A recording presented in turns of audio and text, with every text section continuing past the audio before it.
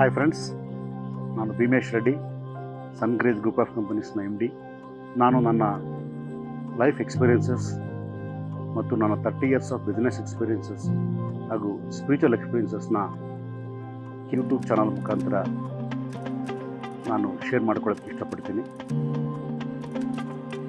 ನೀವು ಈ ಚಾನಲನ್ನು ಶೇರ್ ಮಾಡಿ, ಸಬ್ಸ್ಕ್ರೈಬ್ ಮಾಡಿ, ಲೈಕ್ ಮಾಡಿ. Thank you. After long time. So ಇವತ್ತಿನ ದಿವಸ ನಿಮ್ ಜೊತೆಗೆ ಡಿಸ್ಕಷನ್ ಮಾಡೋದಕ್ಕೆ ತುಂಬಾ ಖುಷಿ ಅನ್ಸುತ್ತೆ ಸರ್. ಸೊ ನಿಮ್ಮ ಒಂದು ಜರ್ನಿ ಸ್ಟಾರ್ಟ್ ಆಗಿದ್ದು ಆಕ್ಚುಲಿ ಆಲ್ಮೋಸ್ಟ್ ಒಂದು 16 ಇಯರ್ಸ್ ಆಯ್ತು. ನಾನು ಇಂಜಿನಿಯರಿಂಗ್ ಕಾಲೇಜ್ ಪಾಸ್ ಔಟ್ ಆಗಿ 2008 ಅಲ್ಲಿ ನಿಮ್ಮ ವರ್ಕ್ಶಾಪ್ ನ ನಾನು ಸಿರುಗುಪ್ಪದಲ್ಲಿ ಅಟೆಂಡ್ ಮಾಡಿದ್ದು. ಹೌದು. ಆ ಒಂದು ವರ್ಕ್ಶಾಪ್ ಅಟೆಂಡ್ ಮಾಡಿದಾಗ ನನಗೆ ತುಂಬಾ ಇನ್ಸ್ಪೈರ್ ಅನ್ಸ್ತಾ ಇತ್ತು. ಇನ್ಸ್ಪೈರ್ ಏನಕ್ಕಾಯ್ತು ಅಂತ ಹೇಳಿದ್ರೆ, ನೀವು ಡೆಲಿವರ್ ಮಾಡ್ತಕ್ಕಂಥ ಸಬ್ಜೆಕ್ಟ್ಸ್, ಆಮೇಲೆ ಆ ಒಂದು ಟಾಪಿಕ್ ಸೈಂಟಿಫಿಕ್ ಆಗಿತ್ತು, ಮತ್ತೆ ಸ್ಪಿರಿಚುವಲ್ ಆಗಿ ನಾನು ಕನೆಕ್ಟ್ ಆದೆ.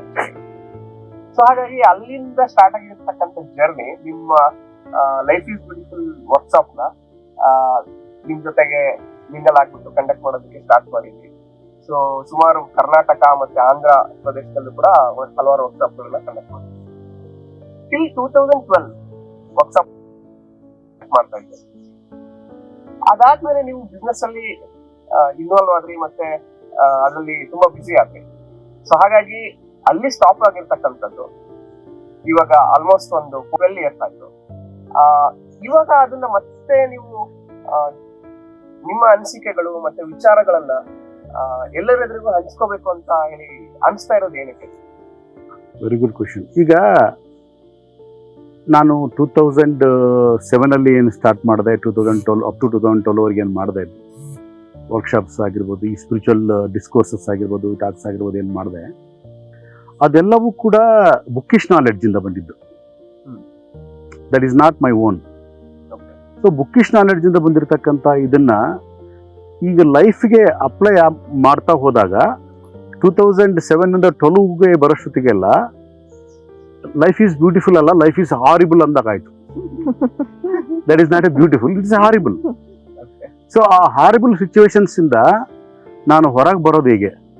ಯಾಕೆಂದ್ರೆ ಏನು ಇಲ್ಲದೆ ಇರತಕ್ಕಂಥ ಒಂದು ಪೊಸಿಷನ್ ಇಂದ ಸಮಥಿಂಗ್ ಏನೋ ಒಂದಿಷ್ಟು ಬಿಸ್ನೆಸ್ ಅಲ್ಲಿ ಒಂದು ಸ್ಟ್ಯಾಂಡ್ ಬೈ ಆಗಿತ್ತು. ಆಗಲೇ ಒಂದು ಸಸ್ಟೈನ್ ಲೆವೆಲ್ಗೆ ನಾನು ಬಿಸ್ನೆಸ್ ಬಂದಿತ್ತು.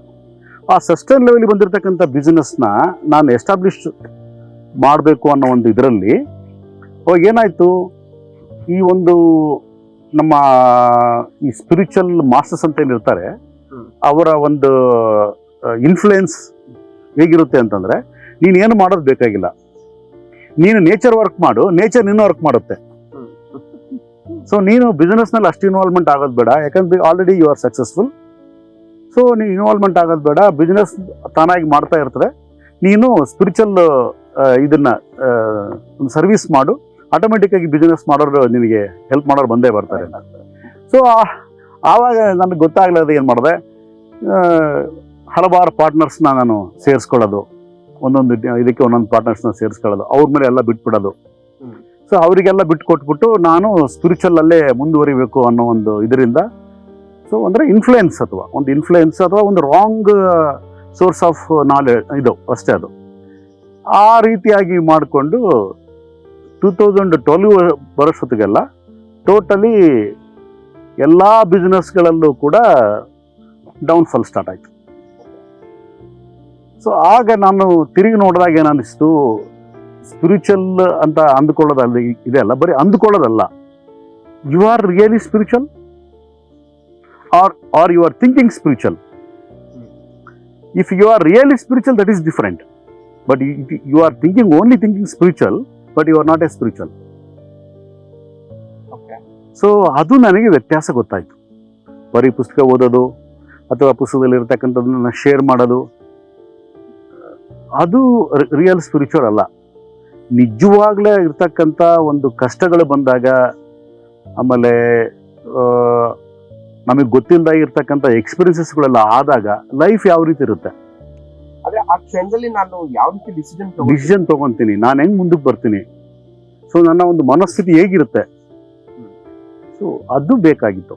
ಸೊ ಆ ಒಂದು ನಿಟ್ಟಿನಲ್ಲಿ ನನಗೆ ಗೊತ್ತಾದ್ಮೇಲೆ I stop all my discourses ಏನೋ ನಾನೇನು ಮಾತಾಡ್ತಾ ಇದ್ದೆ ಅದನ್ನೆಲ್ಲ ಬಿಟ್ಬಿಟ್ಟು ಸೊ ಲೈಫಲ್ಲಿ ನಿಜವಾಗ್ಲೂ ನಾನು ಅವಾಗ ಇಳಿದೆ. I step into my life. That is my second innings ಅಂತ ಹೇಳ್ಬೋದು. ಫಸ್ಟ್ ಇನ್ನಿಂಗ್ಸ್ ಅದು, ಸೆಕೆಂಡ್ ಇನ್ನಿಂಗ್ಸ್ ಅದು.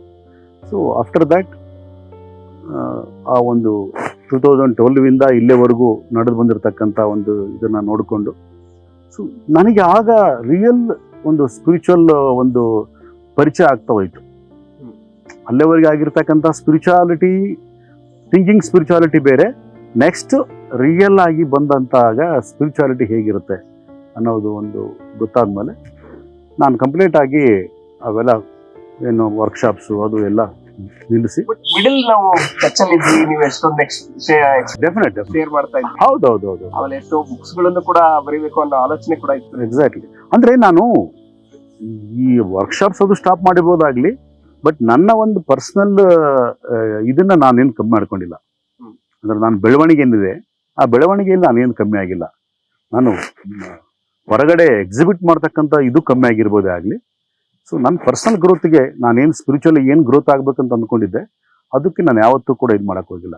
ಕೆಲವೊಂದು ಟೈಮ್ ನಿಮ್ಮ ಹತ್ರ ಮಾತಾಡಿದಾಗ ನನಗೆ ಅನಿಸ್ತಾ ಇತ್ತು, ಸೊ ಹೊರಗಡೆ ನಾನು ಎಷ್ಟೋ ಯೂಟ್ಯೂಬ್ ಅಲ್ಲಿ ಸ್ಪೀಚಸ್ ಕೇಳ್ತಾ ಇರ್ತೀನಿ, ಎಷ್ಟೋ ಸದ್ಗುರು, ಆಮೇಲೆ ಬೇರೆ ಬೇರೆ ವಿಚಾರಗಳನ್ನ, ಆಮೇಲೆ ಬೇರೆ ಬೇರೆ ಎಷ್ಟೋ ಜನ ಇವತ್ತಿನ ದಿವಸ ಆನ್ಲೈನ್ ಅಲ್ಲಿ ಬಂದಿದ್ದಾರೆ, ಅವ್ರ ನಾಲೆಜ್ ನ ಶೇರ್ ಮಾಡ್ತಾ ಇದ್ದಾರೆ.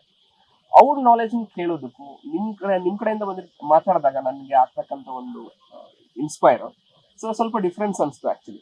ಸೊ ಅವಾಗ ನೀವೆಷ್ಟೇ ನಾಲೆಜ್ ಶೇರ್ ಮಾಡ್ತಾ ಇದ್ರಿ, ಆಮೇಲೆ ಅದ್ರ ಜೊತೆಗೆ ನೀವೇನ್ ಹೇಳ್ತಾ ಇದ್ರಲ್ಲ, ಸೊ ಅದು ರಿಯಲ್ ಲೈಫ್ಗೆ ಒಂದು ಕನೆಕ್ಟ್ ಆಗ್ತಾ ಇತ್ತು. ಎಸ್, ಈಗ ನಾವು ಒಂದು ದೊಡ್ಡ ಸ್ಪಿರಿಚುವಲ್ ಮಾಸ್ಟರ್ ಆಗಿ ಸೊ ಆಡಿಯನ್ಸ್, ಸಾವಿರಾರು ಆಡಿಯನ್ಸ್ ಇಟ್ಕೊಂಡು ಅದು ಮಾತಾಡೋದು ಅದೊಂಥರ ಹೈಪೋಥೆಸಿಸ್ ಆಗಿರುತ್ತೆ. ಹೈಪೋಥೆಟಿಕಲ್ ಆಗಿ ಮಾತಾಡ್ತೀವಿ ನಾವು. ಸೊ ಇದು ನಾನು ನೀನು ಮಾತಾಡೋದು ನನ್ನ ಲೈಫ್ನಲ್ಲಿ ಏನಾಗಿತ್ತು, ವಾಟ್ ಐ ಆಮ್ ಫೇಸಿಂಗ್, ಅದನ್ನ ನಾನು ಮಾತಾಡ್ತಾ ಹೋದೆ.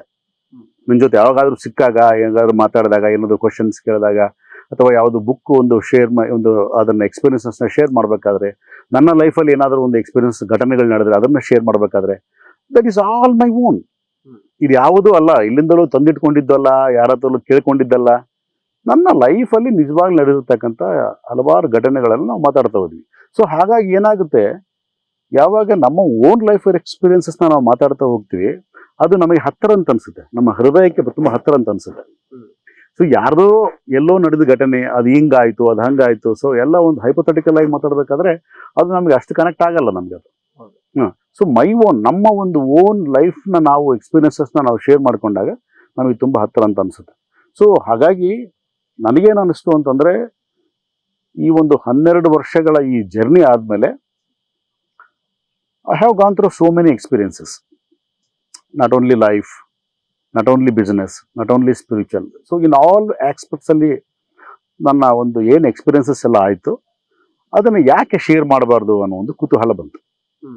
ಸೊ ಯಾಕೆ ಶೇರ್ ಮಾಡಬೇಕು ಅನ್ನೋ ಒಂದು ಕ್ವಶನ್ಸ್ ಕೂಡ ನಾನು ಭಾಳಷ್ಟು ಕೇಳ್ಕೊಂಡಿದ್ದೀನಿ. ಯಾಕೆಂದರೆ ನನಗೆ ಸೊಸೈಟಿ ಹತ್ತಿರ ಕನೆಕ್ಟಿವಿಟಿ ಆಗಬೇಕು ಅಂತ ನನಗೇನಿಲ್ಲ. ಸೊ ಯಾರೋ ಬಂದು ನನ್ನ ಮೆಚ್ಕೋಬೇಕು ಅಂತ ನನಗೆ ಆಸೆ ಇಲ್ಲ. ಯಾರು ನನ್ನ ಬೈತಾರೆ, ನನಗೇನು ಅದ್ರ ಬಗ್ಗೆ ಚಿಂತೆ ಇಲ್ಲ. ನನ್ನ ಒಂದು ಕನ್ಸರ್ನ್ ಏನು ಅಂತಂದ್ರೆ, ನನ್ನ ಒಂದು ಮೆಂಟಾಲಿಟಿಗೆ ಇರ್ತಕ್ಕಂಥ ಲೈಕ್ ಮೈಂಡೆಡ್ ಪೀಪಲ್ಸ್ ಬೇಕಾದಷ್ಟು ಜನ ಇರ್ತಾರೆ. ಅವರು ನನ್ನ ಬಳಗ. ಈಗ ನಾವೇನು ಅಂದ್ಕೊಳ್ತೀವಿ, ನಮ್ಮ ರಕ್ತ ಸಂಬಂಧಿಗಳು ಅಂದರೆ ನಮ್ಮ ತಂದೆ ತಾಯಿಗಳಿಂದ ಬಂದಿರತಕ್ಕಂಥ ರಕ್ತ ಸಂಬಂಧಿಗಳಾಗಿರ್ಬೋದು, ಅಥವಾ ನನ್ನಿಂದ ರಕ್ತ ಸಂಬಂಧಿಗಳಾಗಿರ್ಬೋದು, ನನ್ನ ಮಗನೋ ಮಗಳು ಅಥವಾ ನಮ್ಮ ಫ್ಯಾಮಿಲಿನೋ, ನಮ್ಮ ಆ ಥರ ಸಂಬಂಧಿಗಳಾಗಿರ್ಬೋದು, ಫ್ರೆಂಡ್ಸ್ ಆಗಿರ್ಬೋದು, ಅವರು ಯಾರೂ ಕೂಡ ನಿನ್ನ ಮೆಂಟಾಲಿಟಿಗೆ ಶೂಟ್ ಆಗಲ್ಲ ಅಂತಂದ್ರೆ they are not connected to your family ಅಂತ. ಸೊ ನಿನ್ನ ಫ್ಯಾಮಿಲಿ ಬೇರೆ ಇದೆ, ಈಕ್ವಲ್ ಫ್ರೀಕ್ವೆನ್ಸಿ. ಎಕ್ಸಾಕ್ಟ್ಲಿ.